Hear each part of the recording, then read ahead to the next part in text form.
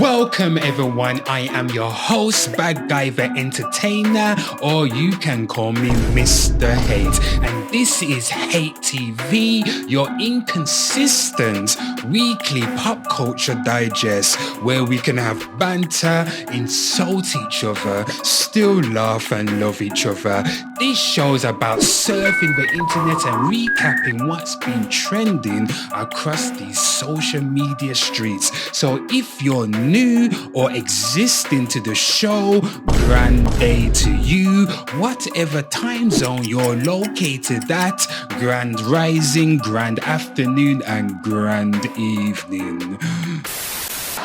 So let's get into our first headline. Couple sign up for double suicide pod instead of waiting for the NHS treatment provided by the bloody Metro. Let's get to the reading, people.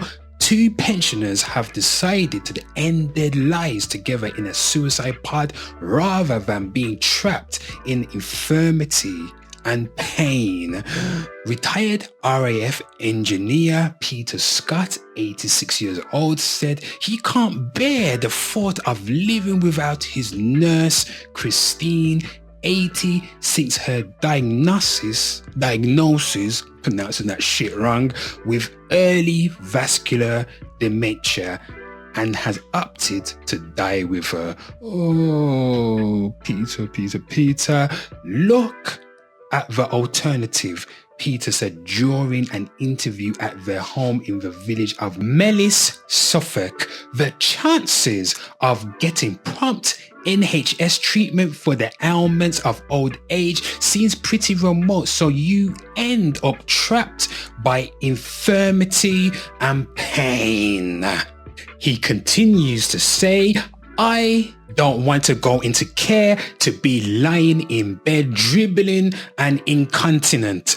I don't call that a life. Finally, the government swoops in to take your savings and your house to pay for it all. I would never delete myself over a bitch. I don't give a damn if I got married to her 20 plus years. If I outlive her, I outlive her. But the question is, should people be allowed to legally end their own lives? If we allow something like this to be normalized, we are going straight hell. And I've got my first class ticket, because if I'm going to hell, I'm going to hell in style. Next in the headline, how Nikocado Avocado fooled the internet and kept his staggering £250 weight loss secret from his 8 million followers, as YouTuber tells trolls the joke's on you.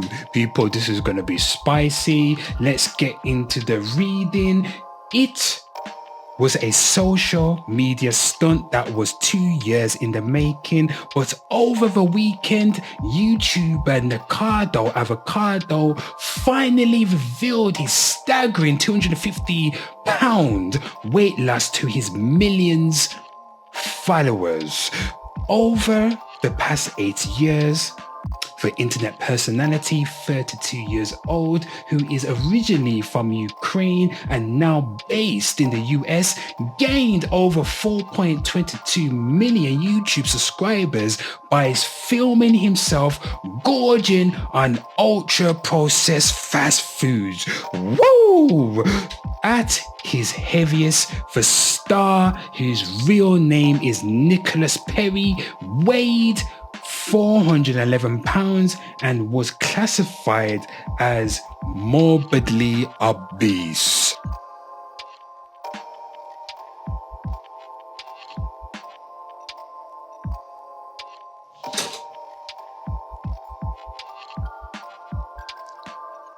However, 2 years ago, the YouTuber decided to dramatically overhaul his lifestyle and slim down in secret. The star, who is now based in the US, pre-filmed 2 years worth of videos before he embarked on his drastic diet, leaving his followers none the wiser. Clever guy.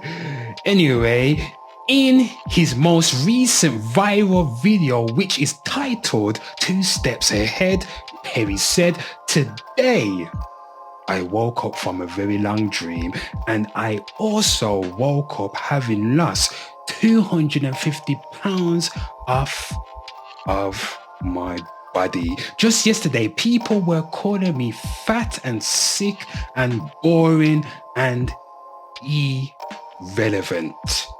People are the most messed up creatures on the entire planet, and yet I've still managed to stay 2 steps ahead of everyone. The joke's on you." Speaking to NBC News, Perry explained how he has been strategically posting videos he recorded back in 2022. He said, "I edited the videos so that they would appear recent, allowing me to focus on healing my body behind the scenes. On top of this, Perry also shaved his head to avoid being recognized in public, and says a handful of YouTuber friends helped him keep his secret too."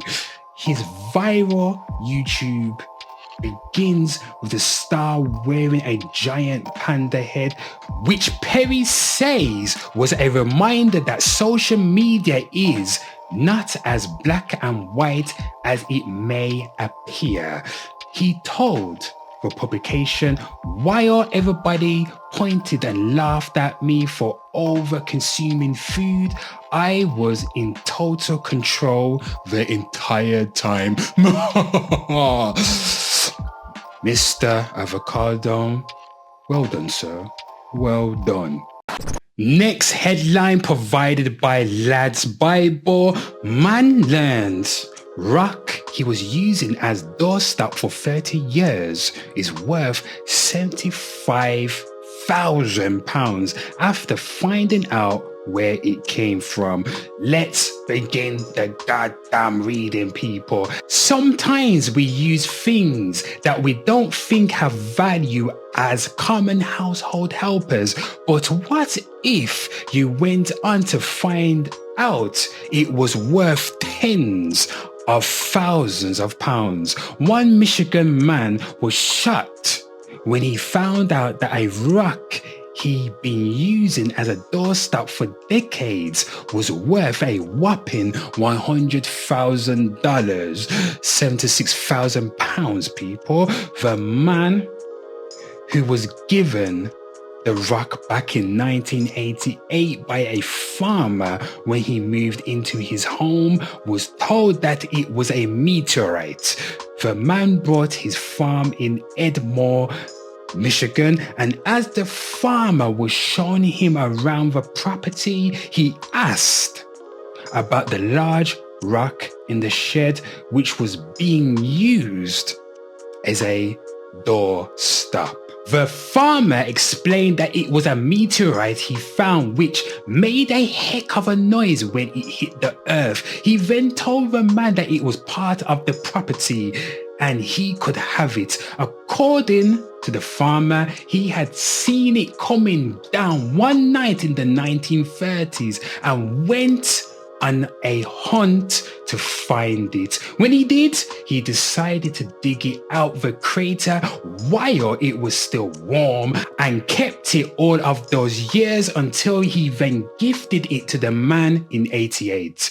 After the transfer of ownership, it remained as a handy little tool to keep his door open, and he didn't think much about its origins until now.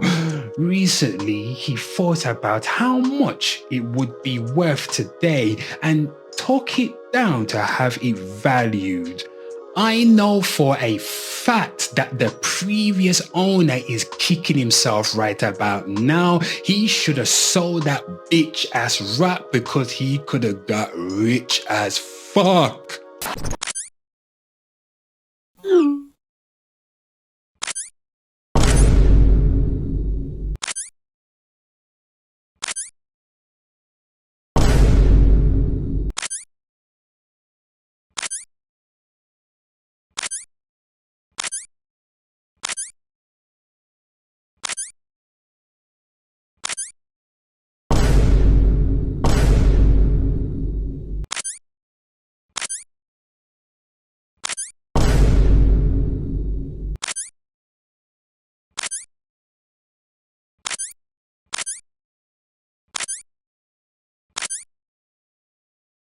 A few moments later.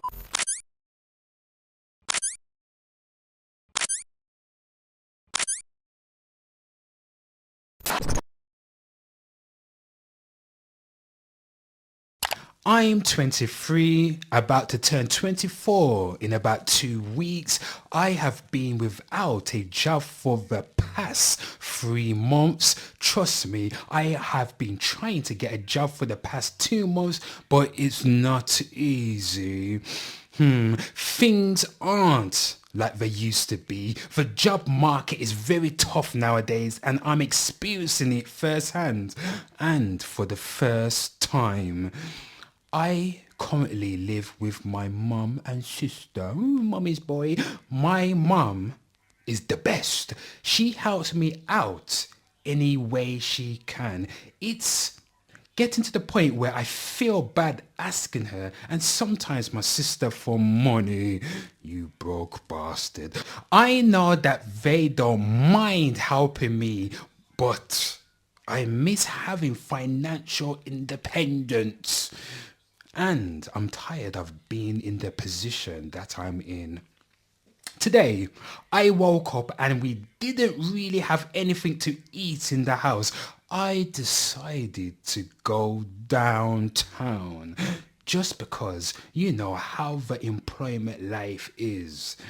I was starving. I didn't really have much to eat yesterday either.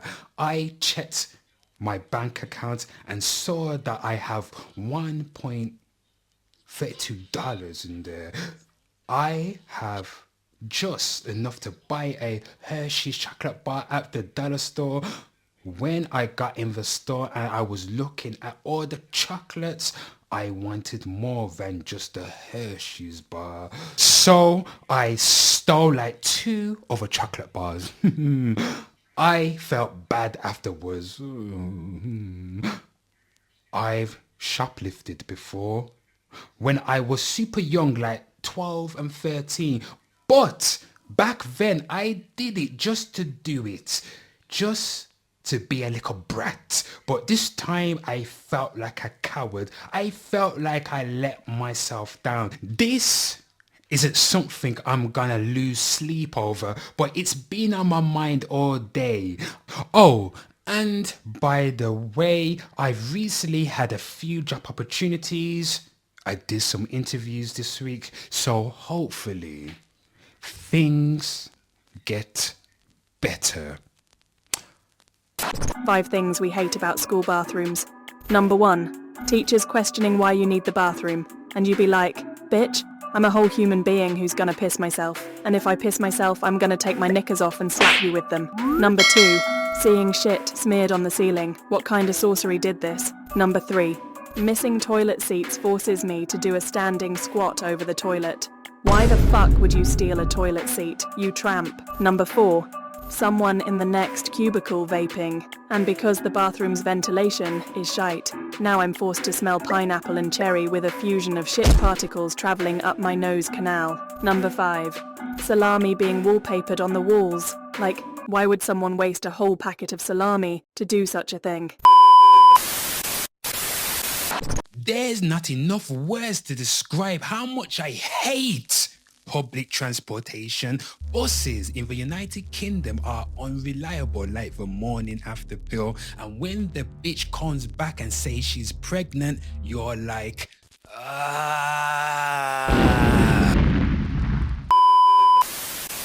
Public transport is horrendous, and we all have the same goddamn problem all over the goddamn world.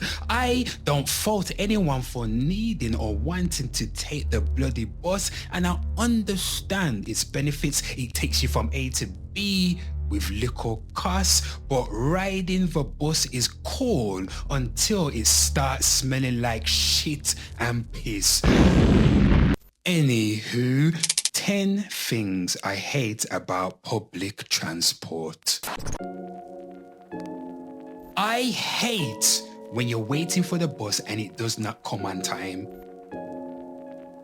I hate when an old lady sits next to you on the bus and starts sparking up idle conversation, and in your head you're like, shut the fuck up. I hate when you're running for the bus that's sitting idle at the bus stop waiting, and as soon as you approach the bus stop, the driver decides to pull off at the last minute, and you know that motherfucker saw you in the distance, and you be like, I will look for you. I will find you. And I will kill you.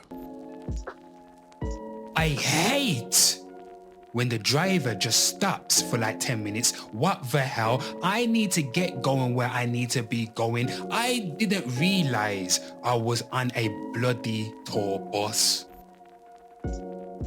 I hate when you're waiting for the bus and it doesn't come on time, so you have to walk to the other bus stop. I hate when I'm on the bus and someone is filling up the oxygen with their disturbing body odor. I hate when you got that one little baby on the bus and it stares at you without blinking like, I'm not your pappy. I hate when people talk real loud on the phone like, okay, how do I know so much about you and I don't even know you? I hate little 12-year-old Caucasian school kids with their little talking black friend on the back of the bus playing drill music. I swear I'm gonna rob them when they come off the bus. I hate when you're waiting for the bus and it doesn't come on time, so you walk to the other bus stop, and when that late ass bus finally arrives, it's not in service. Fatman and Red, Sandbox of fun. Unscramble the words.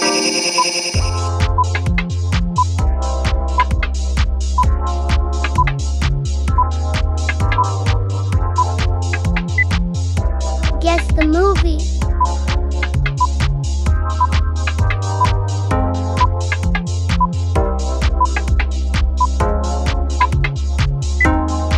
Guess who?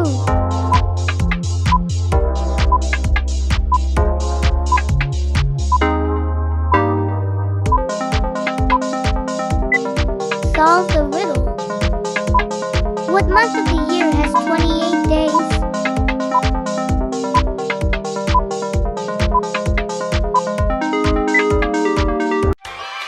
Tell us your answers in the comments.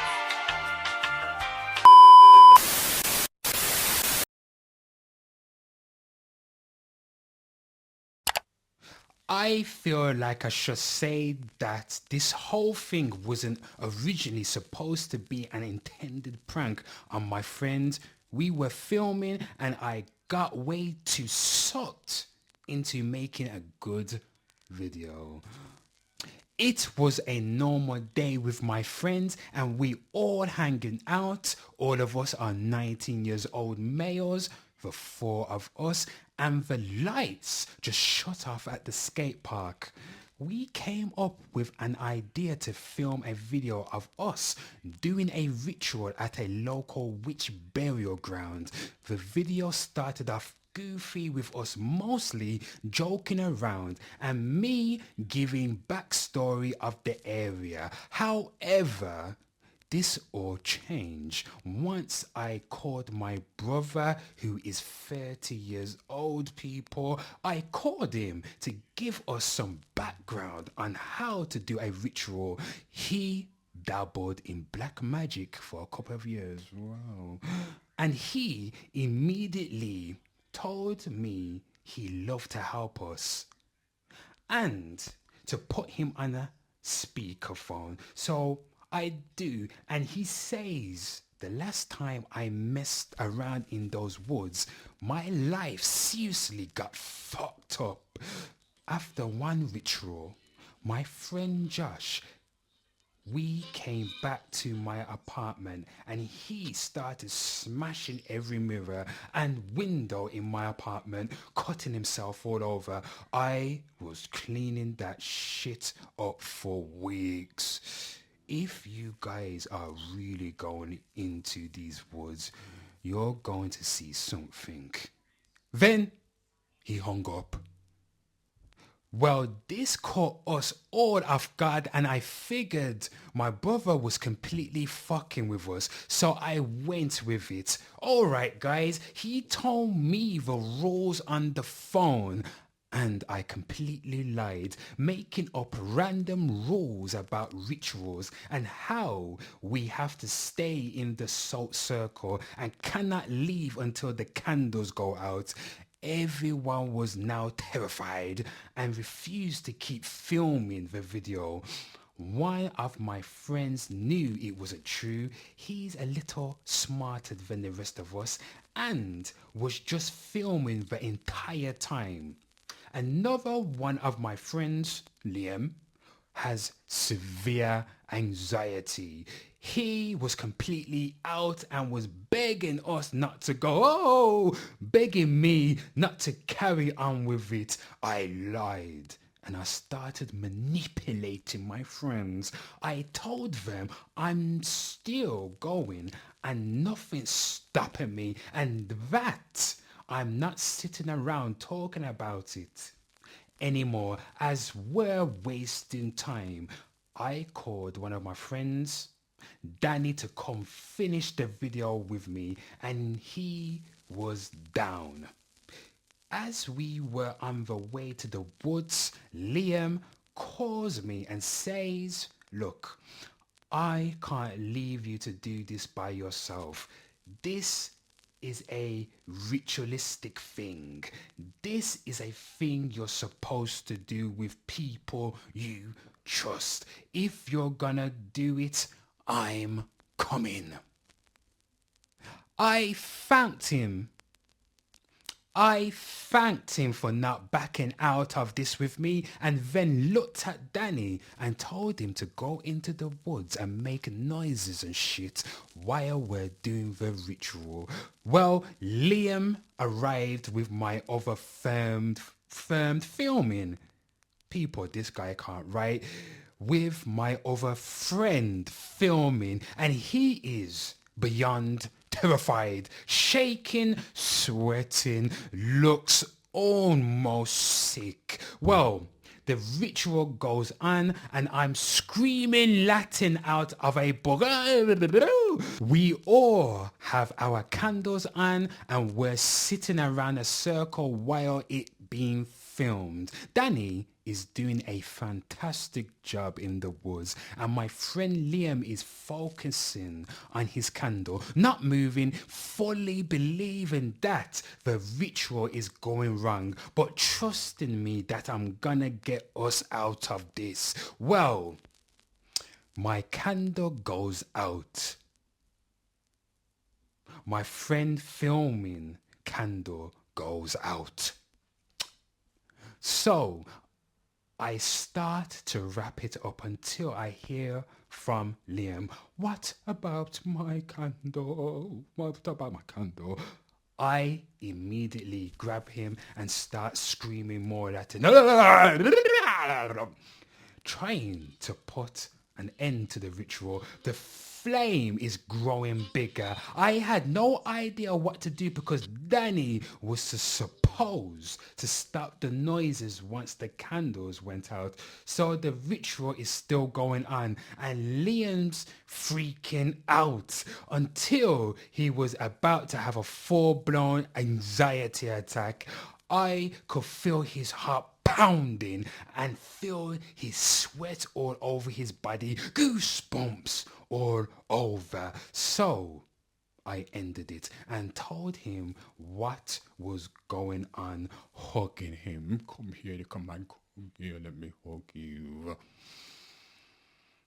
Footage was deleted. And it took us a really long time to get our bond back to where it was before.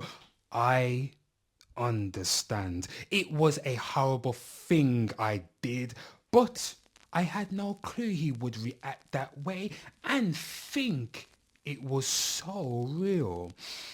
But we are all good, and I learned my lesson.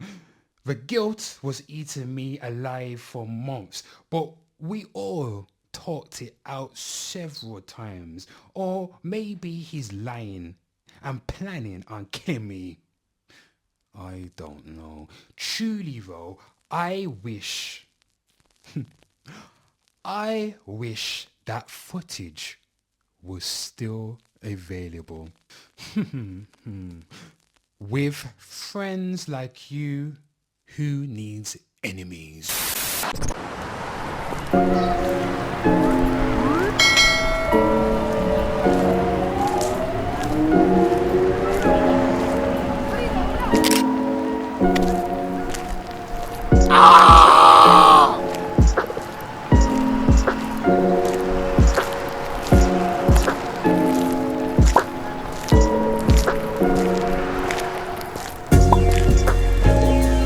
I don't give a fuck.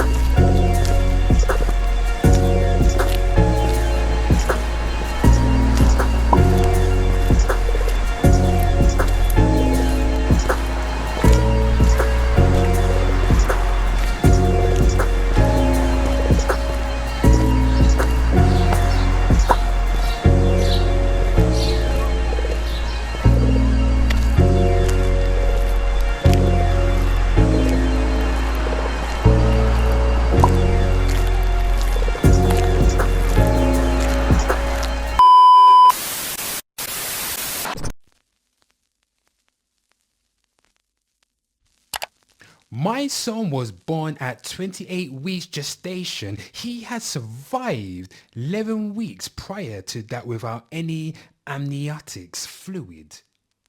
My son was born at 28 weeks gestation.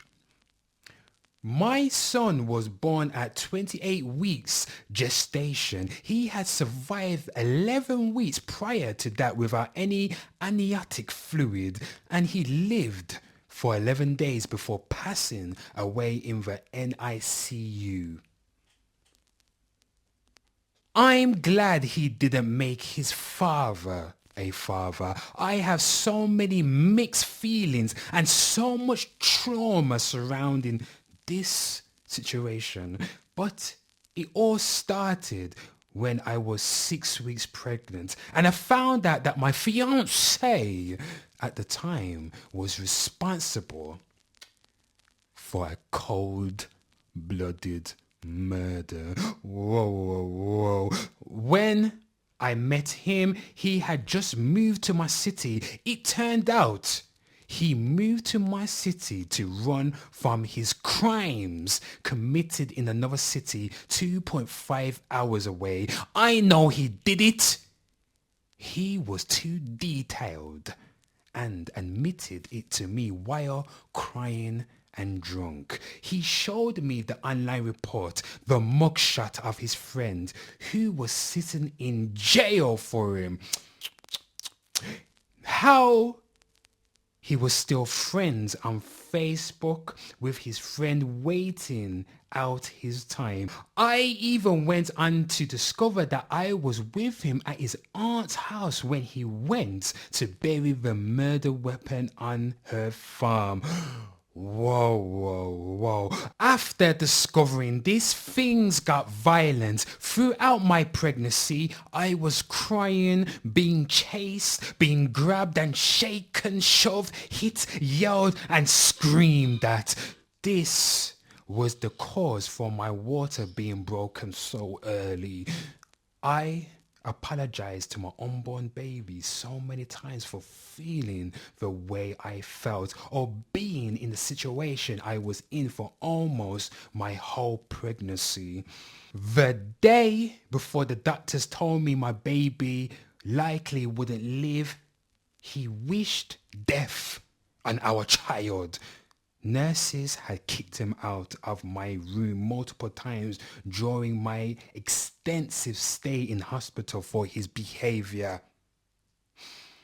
I don't care what anyone says. He killed my son. He has robbed 2 mothers of their sons. I love my son, but with what was uncovered while I was pregnant with him, I would never have chosen his father to be a father. I believe him passing away was the best outcome. I wouldn't want him to have a father that wished death on him the day before we found out he may not live. I wouldn't want him to have a violent, homicidal father. I don't want to have ties to that man for the rest of my life. I wish I could apologize to my son for everything.